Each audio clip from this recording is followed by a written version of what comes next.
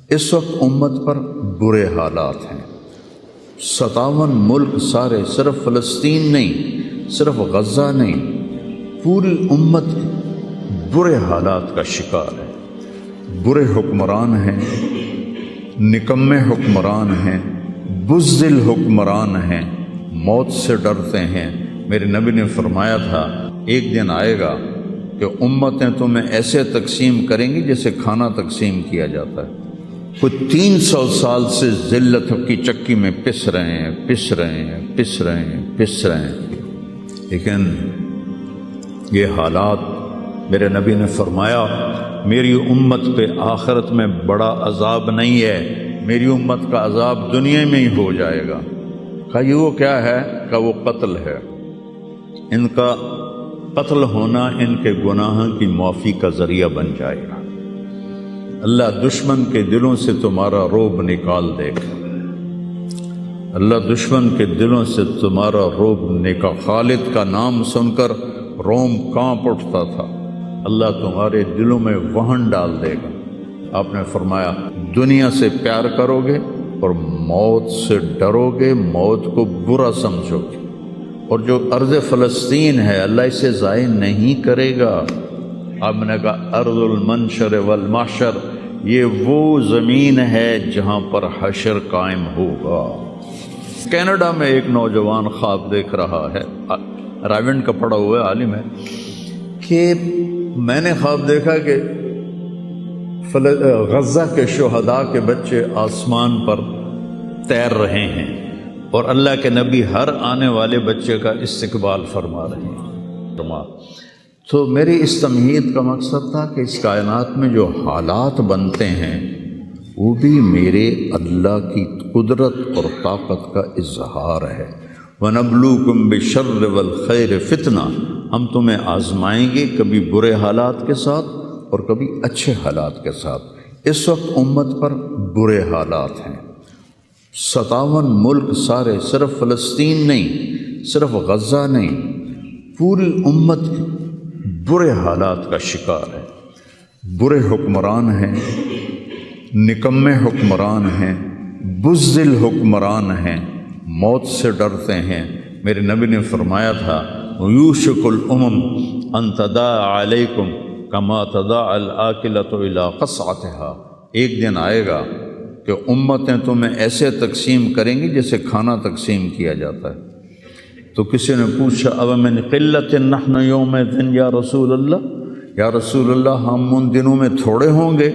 آپ نے کہا لا بل انتم یومئذ کثیر، تم بہت زیادہ ہوگے، ولیکنکم غثاء کا غثاء السیل، تم ایسے ہوگے جیسے پانی کے اوپر جھاگ ہوتی ہے، جھاگ،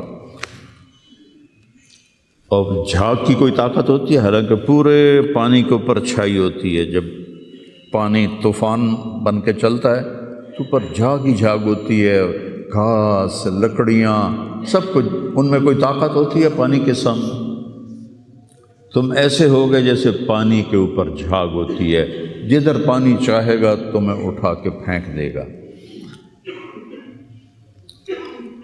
وَلَيَقْذِفَنَّ فِي قُلُوبِكُمُ الْوَهْنَ وَلَيَنزِعَنَّ مِن صُدُورِ عَدُوِّكُمُ الْمُهَابَةَ مِنكُمْ، اللہ دشمن کے دلوں سے تمہارا رعب نکال دے گا، اللہ دشمن کے دلوں سے تمہارا رعب نکال۔ خالد کا نام سن کر روم کانپ اٹھتا تھا، فارس کانپ اٹھتا تھا۔ خالد بن ولید کا نام ایک ہیبت بن گیا تھا، اور یہاں ہندوستان میں ملک مظفر رحمۃ اللہ علیہ شہید علاؤالدین خلجی کے سپہ سالار تھے، اور 5 دفعہ تاتاریوں کو شکست دی انہوں نے، اور 5ویں جنگ میں خود شہید ہوئے۔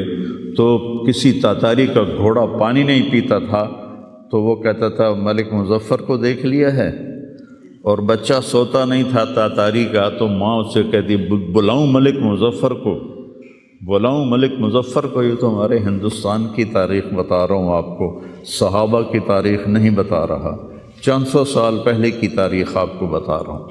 اللہ تعالیٰ نے ہیبت ڈالی تھی مسلمانوں کی، اللہ وہ رعب تمہارا نکال دے گا، اور رعب نکال کر ان کے دلوں سے تمہارا روب نکلے گا اور تمہارے دلوں میں کیا پڑے گا؟ وَلَا يَقْذِفَنَّ فِي قُلُوبِكُمُ الْوَهْنَ، اللہ تمہارے دلوں میں وہن ڈال دے گا۔ تو صحابہ نے پوچھا مل وہن یا رسول اللہ، یا رسول اللہ وہن کیا ہے؟ آپ نے فرمایا حب الدنیا و کراہیت الموت، دنیا سے پیار کرو گے اور موت سے ڈرو گے، موت کو برا سمجھو گے۔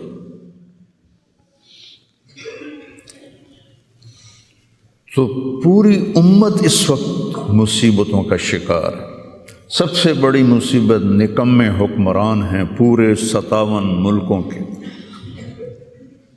دنیا و کراہیت الموت، دنیا سے پیار کرو گے اور موت سے ڈرو گے، موت کو برا سمجھو گے۔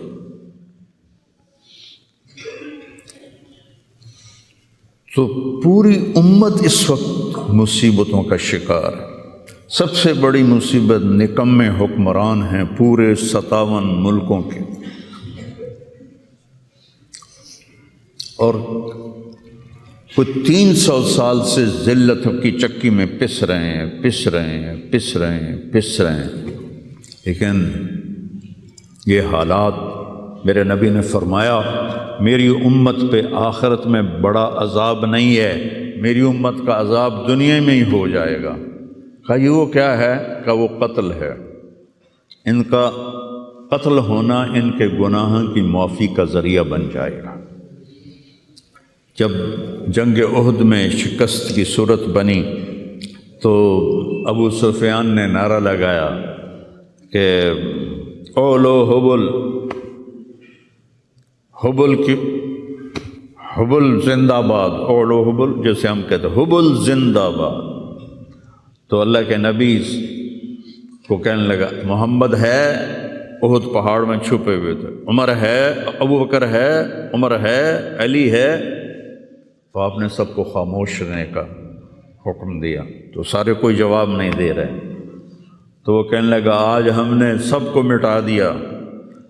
تو حضرت عمر چپ نہ رہ سکے، کہنے لگے تیرا بیڑا غرق کو، ہم سب زندہ ہیں، سب تیری باتیں سن رہے ہیں۔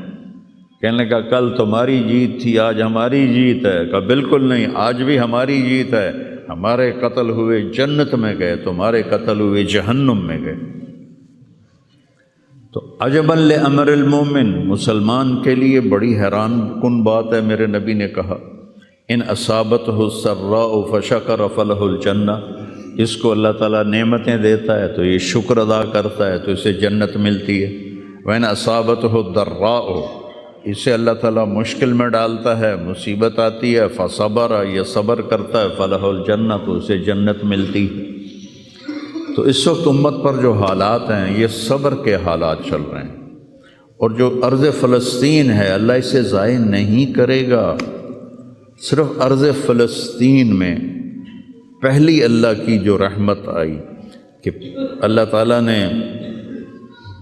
پہلا گھر بنایا، اول بیت وضع للناس، فرشتوں کے ذریعے، وہ بیت اللہ تھا، اور اس کے بعد اللہ تعالیٰ نے دوسرا گھر جو دنیا میں بنایا وہ مسجد اقصیٰ تھی، یہ بھی فرشتوں نے بنائی تھی۔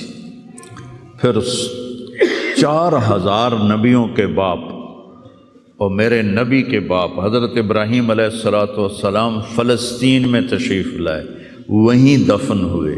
حضرت اسحاق علیہ السلام فلسطین میں تشریف لائے، حضرت یعقوب علیہ السلام فلسطین میں تشریف لائے، حضرت موسیٰ علیہ السلام اپنی قوم کو لے کر فلسطین میں دوبارہ واپس آئے، حضرت داؤد علیہ السلام فلسطین میں آئے، حضرت سلیمان علیہ السلام فلسطین میں آئے، حضرت زکریا علیہ السلام فلسطین میں آئے، حضرت یحییٰ علیہ السلام فلسطین میں آئے، حضرت مریم علیہ السلام فلسطین میں پیدا ہوئیں، حضرت عیسیٰ علیہ السلام فلسطین میں پیدا ہوئے۔ کتنا بڑا معجزہ جو اللہ نے ظاہر فرمایا انسانیت کا، کہ بغیر باپ کے حضرت عیسیٰ کو پیدا کیا علیہ السلام فلسطین میں۔ اتنا بڑا معجزہ عرض فلسطین میں اللہ نے ظاہر فرمایا، اور ارض فلسطین سے ہی عیسیٰ علیہ السلام کو اوپر اٹھایا، یہیں سے اوپر اٹھایا آسمانوں کی طرف۔ اور میرے نبی کا جو معراج ہوا وہ بھی ارض فلسطین سے ہوا۔ سبحان الذی اسری بعبدہ لیلا من المسجد الحرام الی المسجد الاقصی، بابرکت ذات جو مسجد حرام سے مسجد اقصی لے گیا اپنے بندے کو۔ الذی بارکنا حولہ، اس خطے کو اللہ نے بابرکت فرمایا، کسی خطے کو بابرکت نہیں فرمایا، اس فلسطین کے خطے کو اللہ تعالیٰ نے بابرکت فرمایا۔ حضرت میمونہ نے پوچھا یا رسول اللہ مل قدس، یہ جو قدس ہے اس کی کوئی حقیقت تو بتلائیں۔ آپ نے کہا ارض المنشر والمحشر، یہ وہ زمین ہے جہاں پر حشر قائم ہوگا، یہ وہ زمین ہے جہاں پر حشر قائم ہوگا۔ اور یہاں یہ وہ زمین ہے، یہ تو اب میں اپنی طرف سے اگلی بات بتا رہا ہوں، فلسطین کی آخری جو معرکہ ہوگا دجال کا اور حضرت عیسیٰ علیہ السلام کا فلسطین میں ہو، تو لد کے مقام پر عیسیٰ علیہ السلام اور ان کا مقابلہ ہوگا۔ عیسیٰ علیہ السلام کو اللہ ایک معجزہ دے گا، ان کا سانس جسے بھی لگے گا، جس کافر کو، وہ مر جائے گا، پگھل جائے گا۔ اور آپ کا سانس کہاں تک جائے گا؟ میں تو سانس لیتا ہوں تو یہ مائک تک آ رہا ہے، آپ بھی لوگ ہیں تو یہیں تک آئے گا، لیکن عیسیٰ علیہ السلام کی جہاں تک نظر جائے گی وہاں تک ان کا سانس جائے گا، اور جس چیز کو لگے گا وہ مرتا جائے گا۔ تو اللہ اس سرزمین کو ضائع نہیں کرے گا۔ میں تھوڑا آپ کے حوصلہ افزائی کے لیے، چونکہ ہر طرف قیامت کی باتیں ہو رہی ہیں، قیامت آ گئی، قیامت آ گئی، قیامت ہے، قیامت حالی دور ہے، ایڈی نیڑے کوئی نہیں ہے، حالی تھوڑا دیر ہے، سانو تا نہیں ویکھنی، ہم دی فکر نہ کرو۔ چونکہ قیامت سے پہلے ایک ہوا چلے گی جس سے سارے اہل ایمان مر جائیں گے، ایک کلمہ گو مسلمان دنیا پہ زندہ نہیں بچے گا، صرف غیر مسلم ہوں گے، ایک بھی لا الہ الا اللہ کہنے والا نہیں ہوگا۔ اور قیامت سے 30 سال پہلے، قیامت سے 30 سال پہلے بچے پیدا ہونے بند ہو جائیں گے کہ کسی بچے پر قیامت نہیں آئے گی۔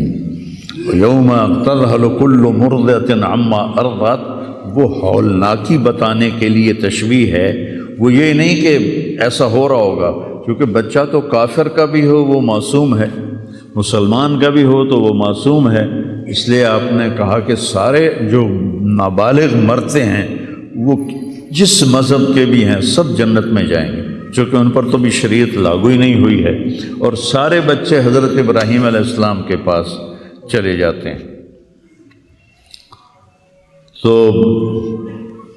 تو حدیث پاک میں آتا ہے جتنے اہل ایمان کے بچے بالغ ہونے سے پہلے، پیدا ہونے سے لے کر 15 سال سے پہلے تک جو فوت ہو جاتے ہیں، سب حضرت ابراہیم علیہ السلام کے پاس ہوتے ہیں، ساری نسل ابراہیم علیہ السلام کے پاس، اور وہ ان کے باپ ہوتے ہیں، اور ان کے ساتھ وہ اپنی وہاں کی جنت کے مزے لیتے ہیں، پتہ نہیں کیا لیتے ہیں، ان میں تو کوئی نہیں پتہ۔ بس آپ نے اپنے بیٹے کے بارے میں فرمایا، حضرت ابراہیم رضی اللہ تعالیٰ عنہ علیہ السلام، چونکہ وہ ابھی ماں کا دودھ پیتے تھے، ان کا انتقال ہو گیا، تو آپ نے فرمایا اللہ تعالیٰ نے جنت میں ایک حور کو مقرر کر دیا ہے ابراہیم کو دودھ پلانے کے لیے، سبحان، اور کسی بچے کے بارے میں ایسی بات نہیں ہے۔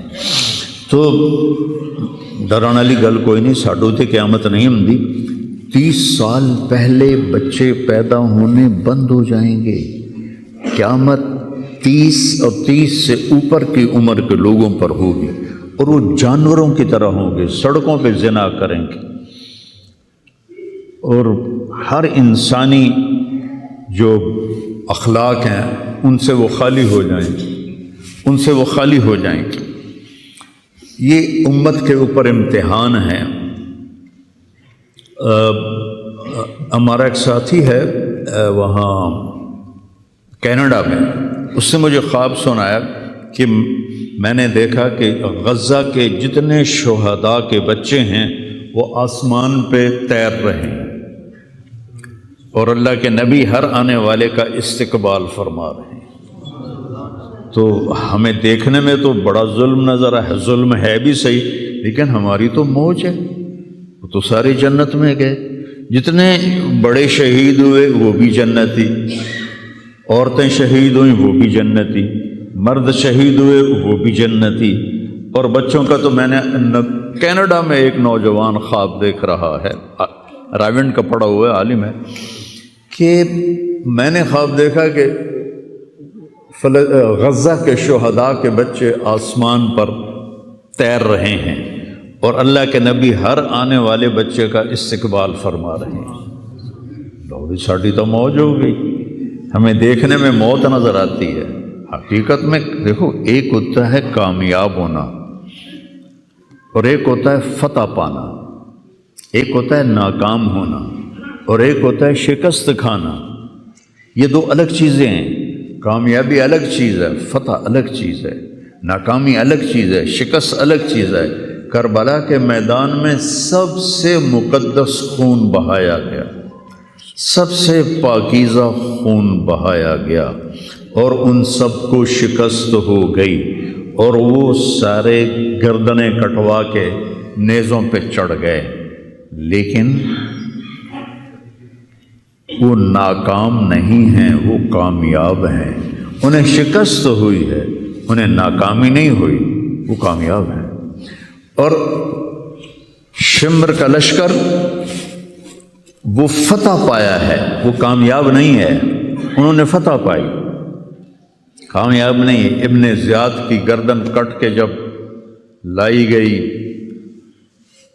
مصعب بن عمیر کے سامنے،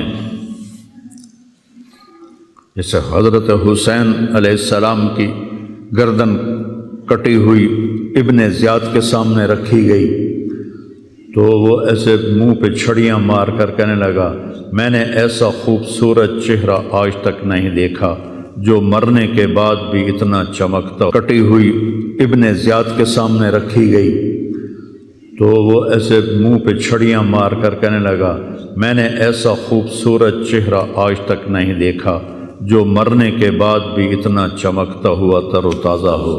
تو حضرت ابو برزہ اسلمی رضی اللہ تعالیٰ عنہ نے کھڑے ہو کر روتے ہوئے فرمایا کہ ظالم یہ چھڑی یہاں سے ہٹا لے، میں نے ان ہونٹوں پہ اللہ کے نبی کے ہونٹوں کو لگتے ہوئے دیکھا ہوا ہے۔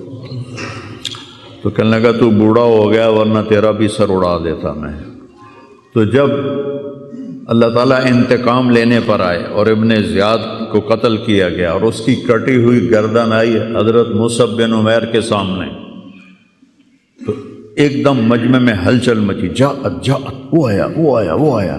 کیا دیکھا؟ ایک چھوٹا سا سانپ، اتنا انتہائی تیز، وہ تیزی سے آیا اور اس کی ناک میں داخل ہوا اور منہ سے نکل گیا، پھر اس کی ناک میں داخل ہوا اور منہ سے نکل گیا، پھر اس کی ناک میں داخل ہوا، پھر اس کے منہ سے نکل کے پھر غائب ہو گیا۔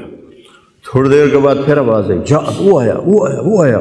تو دیکھا وہ بھی سانپ پھر آ رہا ہے اور آ کر اس کی ناک میں داخل ہوا اور پھر نکلا نہیں، اندر ہی غائب ہو گیا۔ فتح پائی ابن زیاد نے لیکن ناکام ہو گیا، شکست سکھائی امام حسین علیہ السلام اور ان کے 72 ساتھیوں نے، لیکن وہ کامیاب ہو گئے۔ جنگ سے پہلے آپ کو اونگ آ گئی تو آنکھ کھلی تو آپ ہنسنے لگے۔ حضرت زینب نے پوچھا یہ کوئی ہنسنے کا موقع ہے، کیوں ہنسے ہو؟ کہا خواب میں اللہ کے نبی ملے ہیں، کہہ رہے بیٹا میں تمہیں لینے کے لیے آ چکا ہوں۔ تو دیکھنے میں شکست ہوئی ہے لیکن وہ کامیاب ہیں۔ عمر بن سعد کو فتح ہوئی ہے، وہ ناکام ہے۔ عمر بن سعد کی کٹی ہوئی گردن بے مختار کے سامنے رکھی گئی، اللہ تعالیٰ نے ایک کو زندہ نہیں چھوڑا، جتنے بھی قاتلین حسین تھے سب قتل ہوئے۔ حضرت عثمان کے قاتل سب طبعی موت نہیں مرے، سب ذلت کی موت مرے۔ تو بھائیو یہ امتحان کی جگہ ہے، اللہ اپنے نبی کی امت کے گناہوں کو دھونے کے لیے ایسے حالات لاتا ہے۔ سب آپ نے فرمایا جتنا مجھے ڈرایا گیا اتنا کسی کو نہیں ڈرایا گیا۔ تو میں بتا رہا تھا ارض فلسطین یہ دوسری مسجد جو زمین پہ بنی 40 سال کے بعد وہ مسجد اقصی ہے۔ 4000 نبیوں کے باپ اور میرے نبی کے دادا ابراہیم علیہ السلام اس سرزمین میں تشریف لائے، وہیں آرام فرما رہے ہیں۔ اسحاق علیہ السلام، یعقوب علیہ السلام، داؤد علیہ السلام، سلیمان علیہ السلام، یحییٰ علیہ السلام، زکریا علیہ السلام، یہ وہ نبی ہیں جن کا قرآن میں ذکر ہے۔ اس کے علاوہ بھی سینکڑوں نبی ہیں جن کے نام نہ تاریخ میں ہیں نہ قرآن میں ہیں، جو اس سرزمین کے اندر ہیں۔ یہ معاشر کی سرزمین ہے، یہ نبیوں کی سرزمین ہے۔ میرے نبی نے فرمایا ارض المنشر والمحشر، یہ محشر کی سرزمین ہے اور دوبارہ زمین سے باہر نکلنے کی سرزمین ہے۔ اور پہلا بڑا معرکہ روم اور صحابہ کے درمیان ہوا تھا فلسطین میں، اجنادین کے مقام پر، جو آج رملہ کہلاتا ہے۔ رملہ کے قریب یہ روم کی تعداد 90,000 تھی اور صحابہ کی تعداد 30,000 تھی، اور خالد بن ولید رضی اللہ تعالیٰ عنہ وہ لشکر کے امیر تھے۔ اس وقت وہ عراق میں تھے جب حضرت ابو بکر صدیق کو پتہ چلا کہ جو 18 دن کا تھا اور ایک راستہ تھا جس سے لوگ آتے جاتے تھے وہ 2 مہینے کا تھا، تو حضرت خالد نے فرمایا میں اس صحرا کو پار کروں گا۔ لوگوں نے کہا ہم بھوک سے مر جائیں گے، پیاس سے مر جائیں گے۔ کہا جس لشکر میں رافع ابن عمیرہ ہو وہ لشکر ہلاک نہیں ہو سکتا۔ آئے اشاق گئے وعدہ فردہ لے کر، ابو نے ڈھونڈ چرا کے رخ زیبا لے کر۔ آئے تھے کچھ لوگ جو اللہ کو راضی کر کے دوستی لگا کے دکھا گئے، کب اپنی آنکھوں سے ڈھونڈ چرا کے رخ زیبا، تمہیں نظر کوئی نہیں آئیں گے، مرد نظر آئیں گے، انسان کوئی نہیں نظر آئے گا، عورتیں نظر آئیں گی، انسان کوئی نہیں نظر آئے گا۔ تو فرمایا جس لشکر میں رافع ہو وہ لشکر ہلاک نہیں ہو سکتا۔ انہیں فرمایا ہمارے پاس پانی کا بڑا ذخیرہ ہے، ہم ہلاک نہیں ہوں گے، نہیں، ہمارے پاس رافع ہے، اور وہ شخص ہے کہ جو کہے گا اللہ کرے گا۔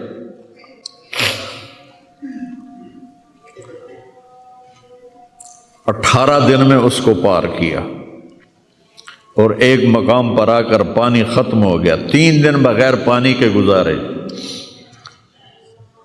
تو صحابہ نے کہا کہ اب ہم مرتے ہیں، طاقت نہیں ہے، کہا رافع کو بلاؤ۔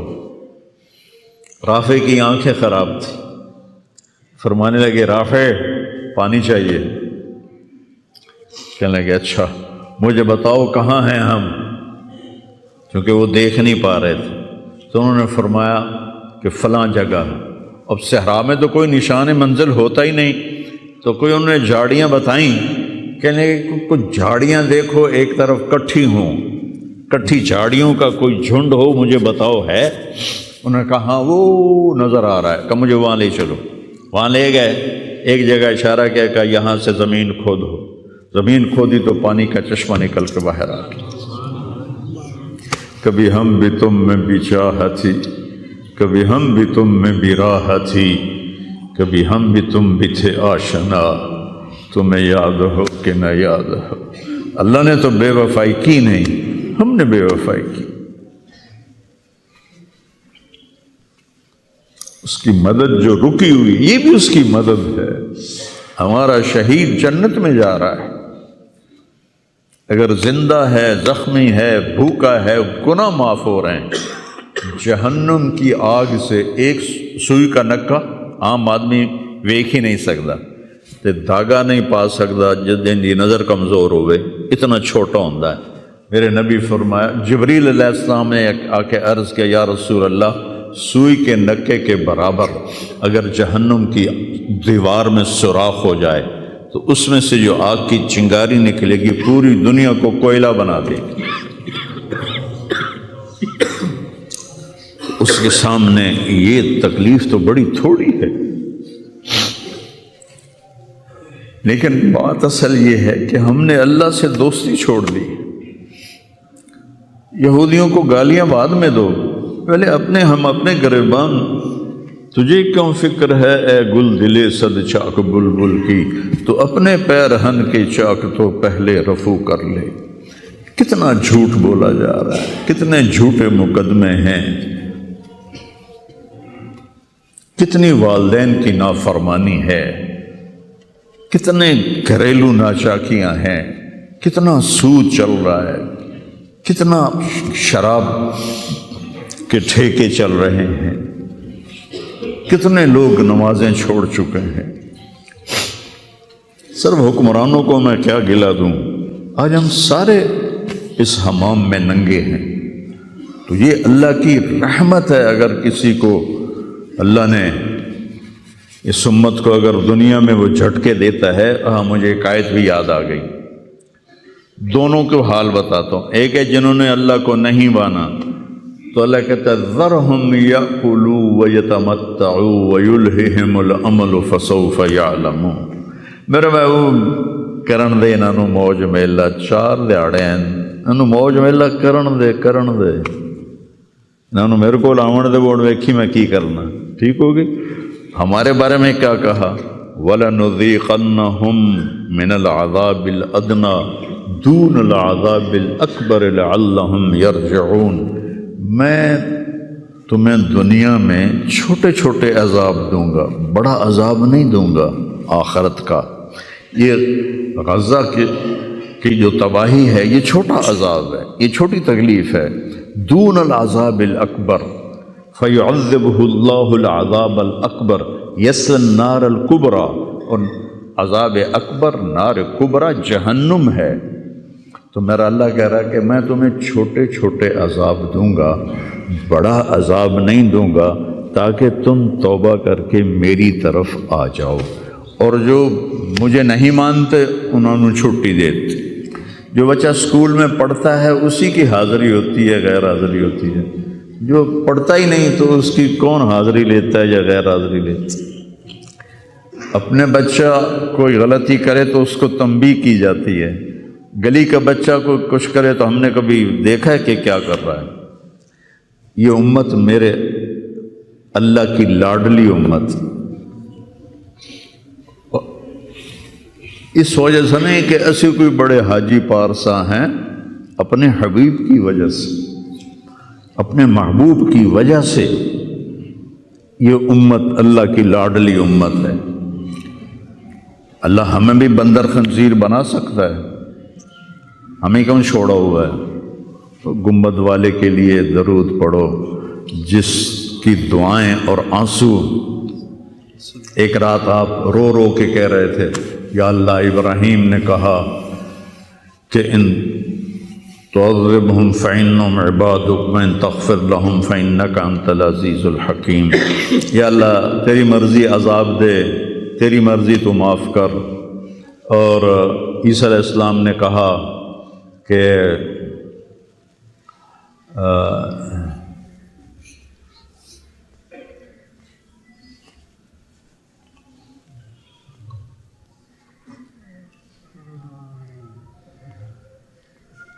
وہ آیت میرے ذہن سے نکل گئی، اس کا بھی یہی مضمون ہے کہ یا اللہ تیری مرضی ان کو پکڑ، تیری مرضی ان کو چھوڑ، لیکن میں یہ کہتا ہوں امتی امتی امتی امتی امتی امتی۔ تو جبریل آ گئے، یا رسول اللہ، اللہ تعالیٰ پوچھ رہے ہیں آپ کیوں رو رہے ہیں؟ بلا اللہ نے نہیں پتا بھئی آپ کیوں رو رہے ہیں، سانو گل پڑھاونی آئی۔ تو فرمایا جبریل مجھے میری امت کا غم رلا رہا۔ تو جبریل پھر واپس گئے، پھر آئے، یا رسول اللہ، اللہ فرما رہے ہیں ہم آپ کو آپ کی امت کے بارے میں خوش کر دیں گے۔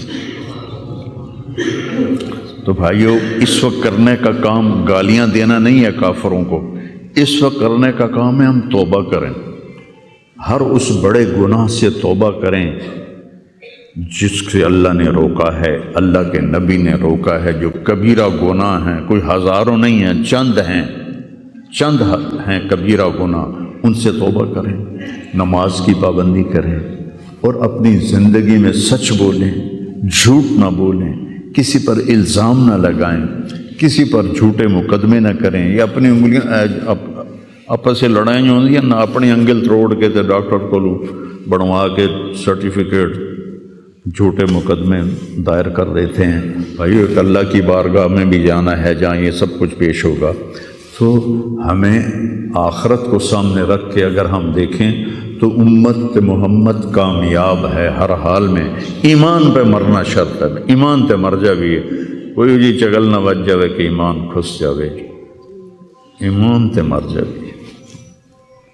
تو پھر انشاءاللہ رحمت ہی رحمت ہے، کرم ہی، کیونکہ اللہ کہتا ہے ان اللہ لا یغفر ان یشرک بہ۔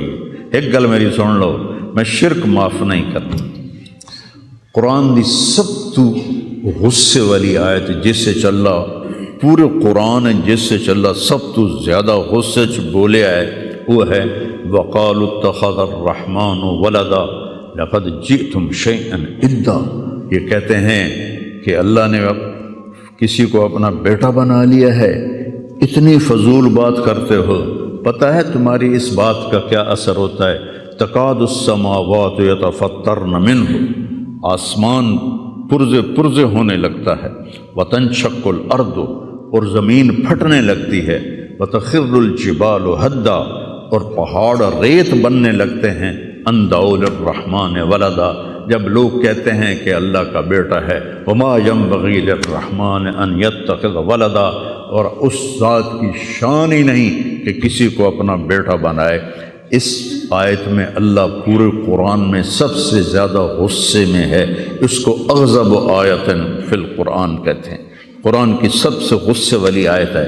تو اللہ نے کہا اے تو میں معاف کرنا نہیں، باقی لو اتیتنی لا تشرک بی شیئا یا عبدی لو جئتنی بقراب الارض خطایا ثم لا تشرک بی شیئا لَأَتَيْتُكَ بِهَا مَغْفِرَةً۔ میرا بندہ تو میرے پاس اتنے گناہ لے کر آ کے پوری دھرتی بھری ہوئی ہو تیرے گناہوں سے، لیکن تو شرک سے پاک ہو، تو جتنے تیرے گناہ ہیں اتنی تیری نیکیاں دے دوں، اتنی تجھے نیکیاں دے دوں۔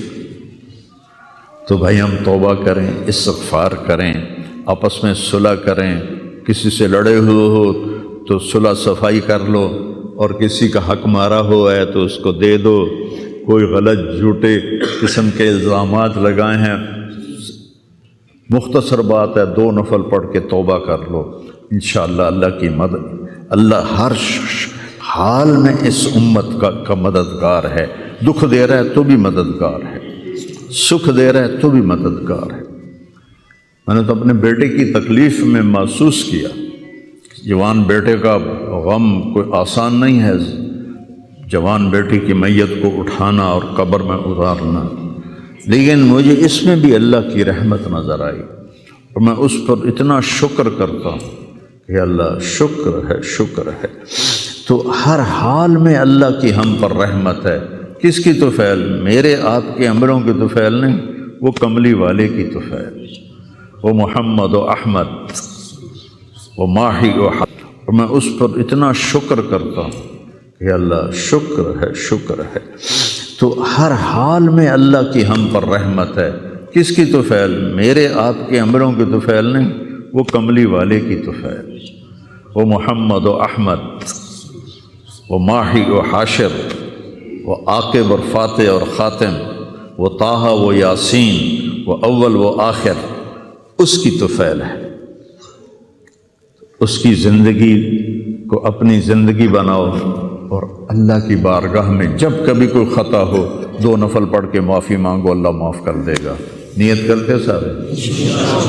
توبہ کی نیت کرتے ہو؟ تو کہو یا اللہ میری توبہ، پھر کہو یا اللہ میری توبہ، پھر کہو یا اللہ میری توبہ۔ میرے رب کی قسم جس نے دل سے کہا ہے اس کے سب معاف ہو گئے۔ سر